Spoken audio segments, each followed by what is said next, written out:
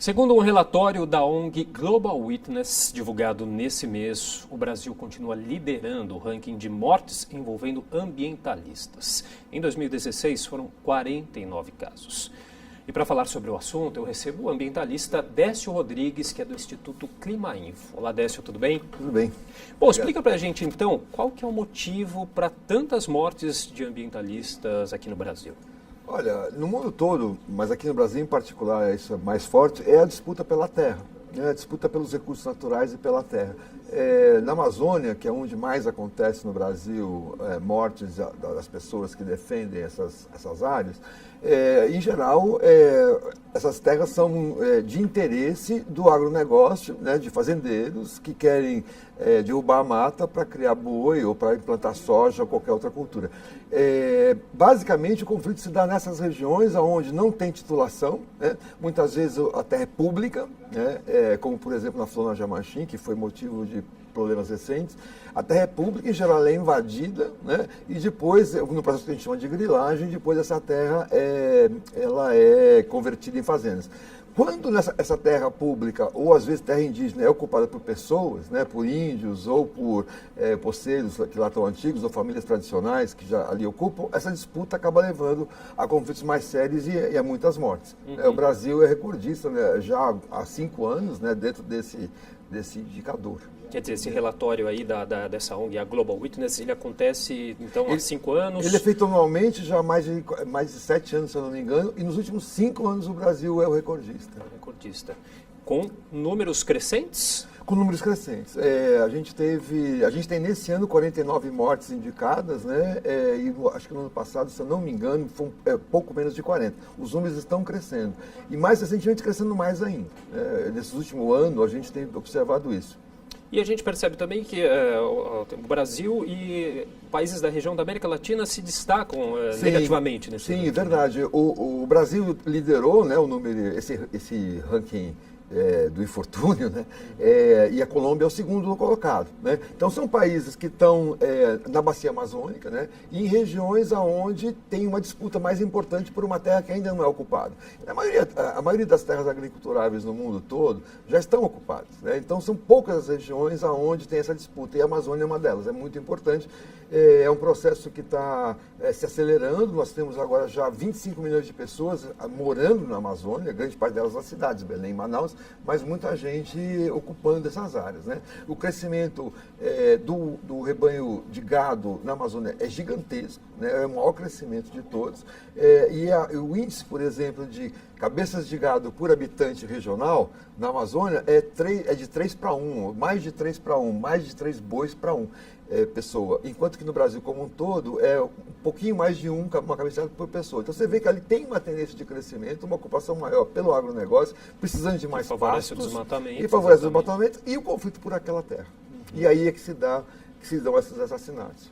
Bom, e a gente sabe, como a gente conversava aqui um pouquinho antes da entrevista também, que a gente tem esses números, são estimativas, até porque muitos desses casos acabam sendo investigados, isso, né? Isso. Na verdade, a própria Global Witness, e aqui no Brasil também brasileiros que trabalham com esses assuntos comentam, esses números não devem se refletir a realidade, né? Eles são uma estimativa, eles são um indicador, até porque os casos não são, né, relatados como mortes por violência. As pessoas têm outro tipo de atestado de óbito, tá? Então é muito difícil você levantar isso quando tem. Então é muito difícil você levantar esses números. Então esses números são levantados por denúncias, por matérias de jornal, etc. E tal. Então certamente eles são um número menor de casos do que o real. Desculpa, só para um dado a mais, a Pastoral da Terra, a Comissão Pastoral da Terra levantou para o ano passado 61 mortes, por exemplo, enquanto que a Global Witness levantou 49. E a gente sabe que o assassinato aí dos ambientalistas, dos ativistas, é claro, a forma mais grave de agressão, mas existem outras formas de agressão também, de intimidações. Certamente. Olha, deixa eu só fazer uma observação. Nós não estamos falando só de ambientalista, aquele ambientalista convencional que trabalha no Greenpeace, essas organizações mais conhecidas, né? Nós estamos falando de muita gente que é de base, que mora ali, né? Eu estou falando de pessoas que são líderes sindicais, às vezes de um grupo de pessoas que estão ali assentadas tirando borracha, por exemplo, né? Seringueiros e tal. Então, estou falando muito de comunidades de base e de índios também. sobre essas comunidades de base, né, e de índios, a violência é muito maior do que o número de mortes. Né? Você tem expulsão, você tem queima de casas, você tem destruição de colheitas. Né? Então, assim, tem uma série de casos, né, e a própria intimidação também. Você só passar um pistoleiro em volta da sua casa já é uma coisa que te assusta muito e às vezes faz a pessoa ir embora. Quer dizer, o assassinato é o caso extremo, mas a gente tem uma proporção de violência muito grande. Uhum. Bom, a gente falou daí tentando traçar um pouquinho o perfil aí das pessoas que são vítimas dessa situação. Agora, quem são os assassinos? Quem são as pessoas que cometem esses crimes?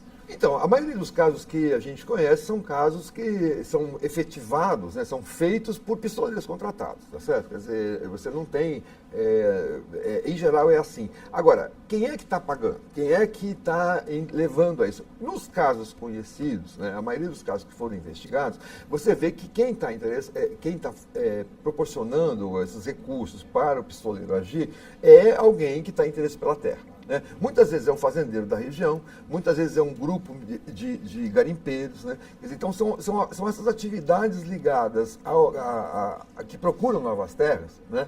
A especulação pela terra propriamente dita, a especulação por uma nova área. Se fala muito no interior do Brasil que a terra vale mais se ela for desmatada, ou seja, se eu cortar um mato, a terra é minha. Tá certo? Então, assim, aquele tipo de habitante que lá mora anteriormente, que não cortou o mato, tipo um índio, tipo um pescador, né?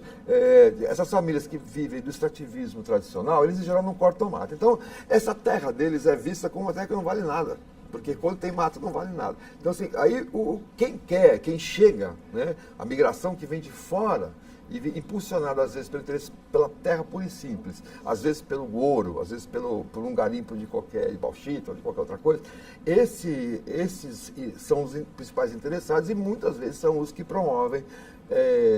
A gente tem que ver caso a caso, evidentemente, tá certo? Mas os poucos que são investigados no Brasil, a gente tem essa noção, que são os interessados por aquela terra. Agora, Décio, vamos falar um pouquinho como que funciona a lei para esses casos no Brasil. Por que as investigações não avançam? Como que você vê aí no decorrer desses anos essas investigações? Elas têm melhorado? Enfim, fala um pouco dessa parte esse processo varia um pouco, né, ao longo do tempo. Quer dizer, nós tivemos momentos... E também de região para região. Exatamente. Quer dizer, por exemplo, quando a gente fala de Brasil, nós estamos falando dessas 49 mortes, a maior parte delas aconteceu em Rondônia, Maranhão e sul do Pará. Tá certo? Quer dizer, não estamos falando de todo o contexto brasileiro. Certo? Quer dizer, então tem uma questão regional, né? E muitas vezes, quando a gente fala regionalmente, quase sempre isso acontece o mais longe possível das capitais. E só ressaltando que é o Estado, que quem deve fazer essa segurança é o Estado, né? exatamente. Quer dizer, quem é que controla a segurança é a polícia, tá certo? E, em tese, pela nossa Constituição, inclusive, o Estado tem o monopólio da violência. Quer dizer, então, quem pode andar na rua é o policial. Certo? É o Exército, são as Forças Armadas da Nação e a polícia. Então, assim, é a polícia que deveria estar garantindo isso, mas também são as políticas de desenvolvimento, tá certo? Quer dizer, se você tem uma política de desenvolvimento para uma certa região, que tem instrumentos, que tem financiamento para o desenvolvimento de atividades extrativistas ou atividades que não precisam de desmatamento, você tem um certo tipo de impulsionamento ali e a violência acaba sendo menor. Se você tem sinalização que vem do Congresso Nacional, como hoje, tá certo? Hoje a gente vê, nesse último ano, né, um poder enorme da bancada ruralista no Congresso, são 211 deputados dos 500 e poucos, certo? São ruralistas, estão defendendo os interesses do agronegócio, e esse pessoal está emitindo cada vez mais sinais de que, assim, apropriem terra pública que vale a pena.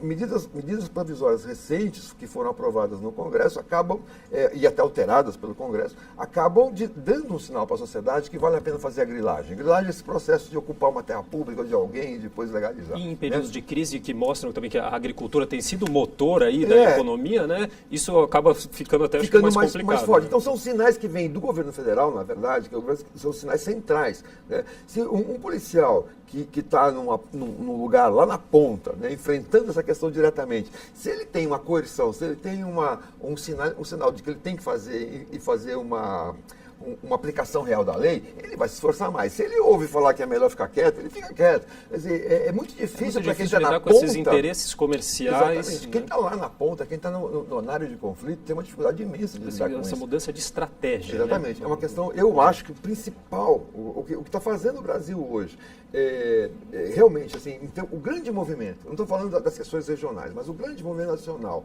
que está impulsionando esse conflito no campo e essas mortes, ele tem duas forças. Né? Uma é o próprio agronegócio, ou seja, quanto mais eu produzir, mais terra eu vou querer para produzir e eu vou querer avançar sobre as terras, e isso é um negócio, é uma coisa que é tão propagandeada e tão falada, né, que acaba sendo uma força motora dessa atitude. A outra coisa é a atividade do Congresso e do governo federal, que tem dado muita sinalização de que ele quer que exista uma ocupação dessas áreas pelas atividades do tipo garimpo, etc. E a gente teve até um caso inusitado recentemente, aí, que envolveu até a modelo Gisele Bündchen, né?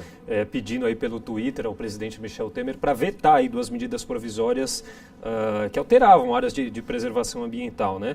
No Pará e em Santa Catarina, né? Trechos aí dessas MPs que depois foram vetados integralmente pelo presidente, mas que foram aprovados ali pelo Congresso, né, e que desagradaram muitos ambientalistas. Com certeza. Também, né? Não, então, como a gente estava conversando aqui um pouco antes, o que acontece nessa região, que a gente conhece como Floresta Nacional do Jamanchim, é uma região no sul do Pará, foi onde a Gisele Bündchen falou sobre o Twitter dela e tal.